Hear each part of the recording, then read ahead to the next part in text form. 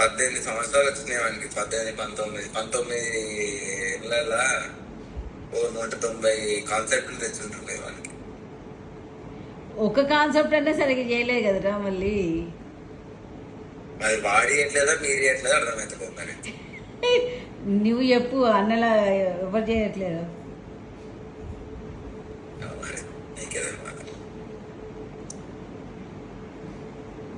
నువ్వు చెప్పు చిట్టి, ఎవరు చేయట్లేదు. వాడు డాడీ కన్నా ఘోరంగా తప్పించుకుంటాడు తెలుసా పనులలో. ఘోరంగా అంటే ఘోరంగా ఆ పని చేయడానికి వాని వల్ల కాదు అసలు.